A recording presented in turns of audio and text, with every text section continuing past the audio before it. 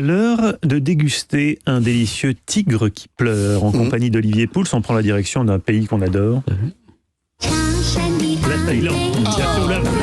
Vous l'avez reconnu. Ah, évidemment, on l'a reconnu tout de suite. On sait qu'on est en Thaïlande. Là, c'est Bangkok, évidemment. Et d'ailleurs, est-ce que vous avez remarqué qu'en matière de cuisine asiatique, il en est comme de votre satanée musique, on a un peu tendance à tout confondre et à penser que tout vient... Alors, avant de vous parler du tigre qui pleure, je voudrais savoir si vous suivez vraiment mes chroniques et si vous êtes attentif en vous faisant un petit quiz de plats asiatiques et pour voir si vous avez bien imprimé de quel pays ils sont originaires. Alors, premier plat dont je vous parle, les nems. C'est vietnamien. C'est chinois. C'est chinois? Non, c'est vietnamien. C'est vietnamien. Ouais. Bonne réponse pour Stéphane. Et pour moi aussi. Le ramen. C'est chinois. C'est japonais. C'est japonais, mais d'origine ou d'influence chinoise. Mais tous les trucs japonais sont d'origine chinoise, pratiquement, sauf les sumo. Le bibimbap. C'est coréen. Oh là là. Ouais, pas mal. Allez, un petit dernier. Le riz cantonais.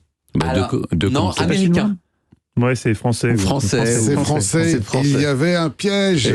Et ces bols là, les bobounes. Les bobounes. Oui, ça vient d'où ça? Les bobounes.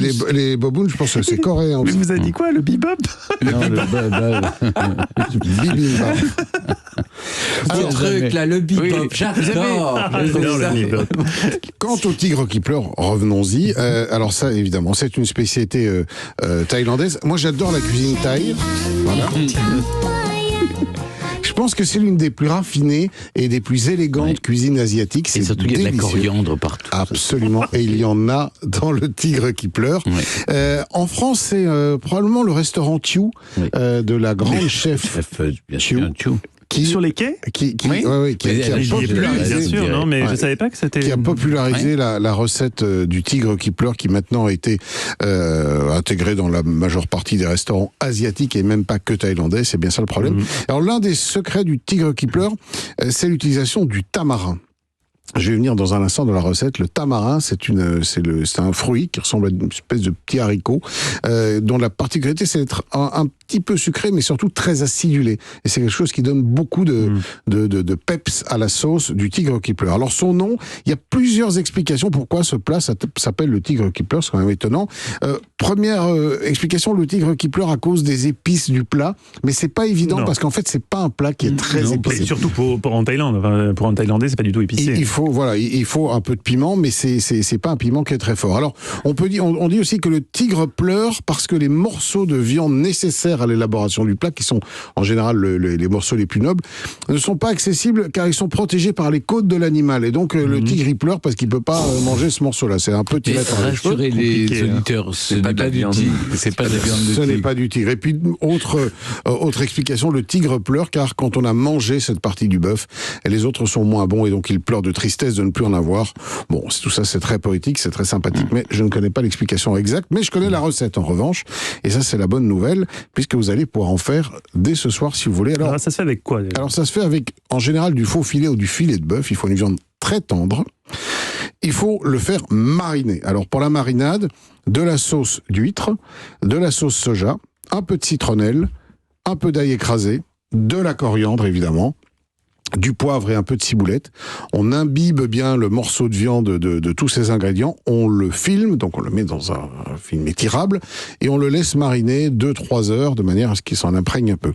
Pendant ce temps-là, on va faire la sauce. Et donc, on prend du jus de tamarin. Très important. Vous trouvez ça où? Dans les épiceries, asiatiques. Dans le 13e chez Tang Frères. Ouais, et puis même, je pense que dans certaines moyennes ou grandes surfaces qui ont vraiment maintenant des rayons asiatiques, on devrait pouvoir saveur en trouver. Du monde, souvent, les rayons. Voilà. Un jus de citron vert. Ils appellent ça comme ça. Quelques feuilles de menthe hachées, à nouveau de la coriandre, un piment rouge finement haché. C'est pas trop fort le piment, en principe s'il est bien mûr, s'il est rouge, et s'il est de grande taille, ça dépend des variétés, mais en général ceux qu'on trouve chez nous sont pas trop forts. De la sauce gnoc nam et une échalote, on mélange tout ça.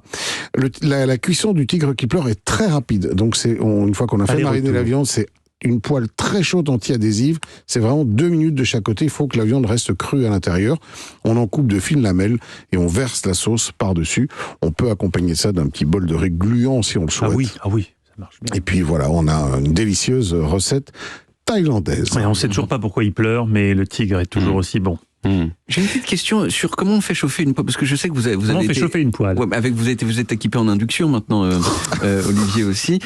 On fait chauffer en induction, on fait chauffer une poêle exactement pareil que. Exactement pareil.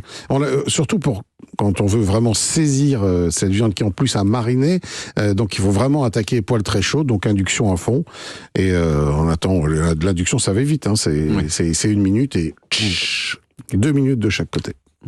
Merci, c'est à vous de le dire. C'est à moi de le dire, il faudrait surtout pas changer les traditions. Vous avez raison, Stéphane. Merci, Olivier. On peut retrouver toutes vos recettes sur le site europe1.fr.